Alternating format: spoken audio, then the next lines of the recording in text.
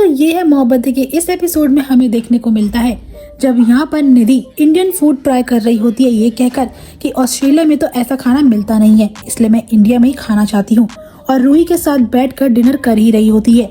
इतने में तभी वहाँ पर रूही खाने से मना करती है तो निधि उसे कहती चुपचाप से ये खाना खा लो या तुम्हें अपने पेरेंट्स के होने से फर्क पड़ गया है।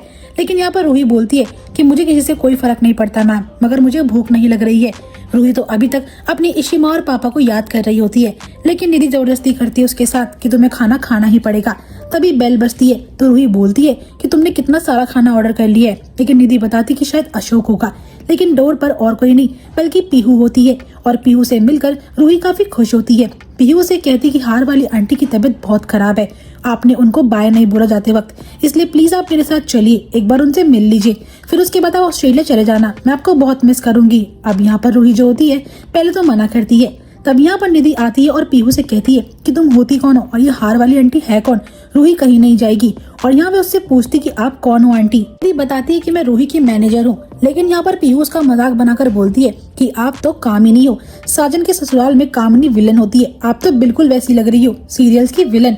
अब यहाँ पर रूही और मनी हंसने लगते हैं पीहू की इन बातों पर। निधि पीहू को डांटने के लिए जाती है, लेकिन यहाँ पर रूही तब तक पीहू के साथ जाने के लिए मान जाती है। और जब निधि गुस्से में रूही का हाथ पकड़ने के लिए जाती है तो मनी उसे धमकाता है कि मैं वैसे तो औरतों के साथ तमीज से पेश आता हूँ, लेकिन कोई अगर औरत बदतमीजी करे तो मैं हाथ भी उठा सकता हूँ। निधि ये बात सुनकर चुप हो जाती है। मनी बोलता है कि अभी हम इशू के लिए रूही को अपने साथ लेकर जा रहे हैं, हम जबरदस्ती उसे अपने पास रख तो नहीं सकते हैं, जैसी इशिता ठीक हो जाएगी मैं रूही को खुद ही ड्रॉप कर दूंगा। अब यहाँ पर निधि कुछ नहीं कर पाती और मनी और पीहू के साथ रूही निकल पड़ती है इशिता को देखने के लिए।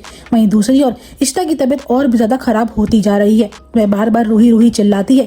अब सब रमन से बोलते हैं कि रूही को बुलाइए, लेकिन रमन बोलता है वो नहीं आएगी, वो हमारी कहाँ ही सुनेगी। लेकिन दोस्तों तभी गेट पर पीहू आती है और वह बोलती कि मैं आप सबके लिए किसी को लेकर आई हूँ, और यहाँ पर रूही आती है। रूही को देखकर सभी लोग बहुत खुश होते हैं। अब यहाँ पर रमन रूही का हाथ पकड़ता है और कहता है कि अपनी इशिमा को जगाओ, लेकिन यहाँ पर रूही बोलती कि आई थिंक मुझे जाना चाहिए।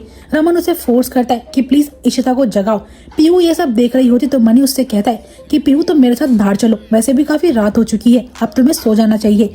लेकिन पीहू बोलती है कि मुझे रूही दीदी से मिलना है। तब यहाँ पर मनी उसे समझाता है कि अगर तुम जागी हुई रही तो मैं रूही से तुम्हें मिलवा दूंगा और तुम फिक्र मत करो, मैं तुम्हारी रूही दीदी को ड्रॉप भी कर दूंगा। अब पीहू मनी का कहना मानकर सोने को निकल पड़ती है।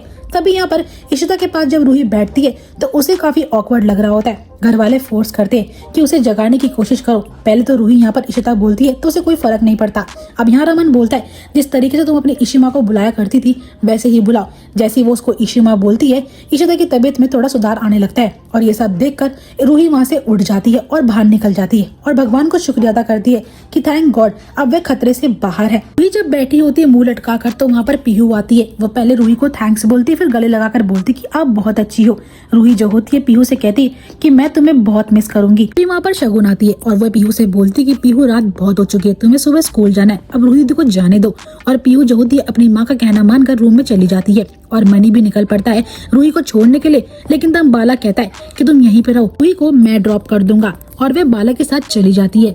अब यहाँ पर इशिता की तबीयत में सुधार आ नहीं रहा होता है। रमन मनी मन में सोचता है कि मेरी बेटी के साथ तुम्हारा क्या रिश्ता है इशिता, कभी कभी तो मुझे समझ ही नहीं आता। फ्लैशबैक में याद करता है किस तरीके से रूही वो शख्स थी जो कि रमन और इशिता को करीब लेकर आई थी। नेक्स्ट मॉर्निंग देखने को मिलता है जहाँ पर कि रमन मनी को थैंक्स बोलता है कि तुमने मेरे लिए और इशिता के लिए काफी कुछ करा है, कल तुम रूही को भी लेकर आए, लेकिन मैं हमेशा तुम्हें गलत समझता हूँ। यहाँ पर मनी बोलता है कि रूही को मैं नहीं बल्कि तुम्हारी बेटी पीहू लेकर आई थी, और रमन मैं समझता हूँ तुम किस कंडीशन से गुजर रहे हो, अगर तुम्हारी जगह मैं होता तो मैं भी इशू के लिए इतना ही परेशान होता, लेकिन अब हमें रूही के बारे में सोचना पड़ेगा, कुछ ना कुछ कर कर उसे वापस लाना पड़ेगा, वरना आज रात की फ्लाइट से निधि और वो ऑस्ट्रेलिया चले जाएंगे, तब हम कुछ नहीं कर पाएंगे। अब यहाँ पर रमन भल्ला जो होता है अपने कॉन्टैक्ट्स का इस्तेमाल करता है ताकि वह रूही को अपने पास ला सके। दोस्तों जब सुबह होती है तो रमन इशिता से मिलने के लिए आता है।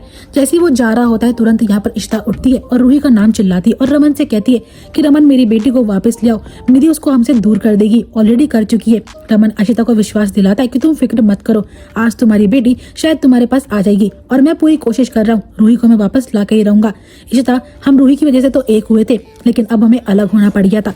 शगुन ये सारी बातें सुन रही होती है और रमन यहाँ बोलता है कि एक बार फिर से हम एक होकर रूही को वापस लेकर आएंगे। शगुन अपने मन को दिलासा देती है ये सोचकर कि ये सब लोग जो भी कर रहे हैं वो मेरी बेटी रूही को वापस लाने के लिए कर रहे हैं, इसलिए मुझे रमन पर शक नहीं करना चाहिए। दोस्तों, अब निधि जो होती है फ्लाइट के लिए निकल रही होती है और वह रूही को बोलती है कि चुपचाप मेरे साथ चलो, इतना धीरे धीरे क्यों चल रही हो, तुम्हारे अपने माँ बाप की याद आ रही है क्या?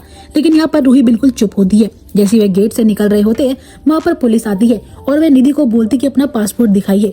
निधि कहती कि आप लोग कितने बेशरम हो, कल जबकि सब कुछ क्लियर हो चुका है और आप मुझे जाने नहीं दे रहे हो। लेकिन यहाँ पर पुलिस बोलता है कि आप भी वकील रह चुकी हो, इसलिए हमारे साथ कोऑपरेट कीजिए, चुपचाप से हमें अपना पासपोर्ट दिखाइए। निधि जैसे अपना पासपोर्ट दिखाती है पुलिस वाले उसे धर लेते और उसे पुलिस स्टेशन ले जाने के लिए कहते हैं। निधि कहती है कि मैं कहीं नहीं जाने वाली हूँ, लेकिन पुलिस कहते हैं कि देखिए बात ना बिगड़े, इसे चुपचाप हमारे साथ चलिए। यहाँ पर निधि जो होती है रूही को बोलकर जाती है कि तुम कहीं भी मत जाना, मैं बस अभी आ जाऊंगी। अब यहाँ पर जब निधि को पुलिस वाले लेके जाते हैं तो रूही मन ही मन में सोचती है कि ये सब हो क्या रहा है और यहीं पे एपिसोड एंड हो जाएगा। दोस्तों, अगला एपिसोड काफी इंटरेस्टिंग होगा, जहाँ पर जितना दर्द निधि ने रूही को दिया है उतना ही दर्द अब निधि को इशिता देने वाली है छड़ी से मारकर। आई होप आपको ये वीडियो पसंद आई होगी। दोस्तों, अगर वीडियो अच्छी लगी हो तो वीडियो को लाइक शेयर करना बिल्कुल भी मत भूलिएगा। ऐसी मोर अपडेट्स के लिए चैनल को सब्सक्राइब भी कर लीजिएगा।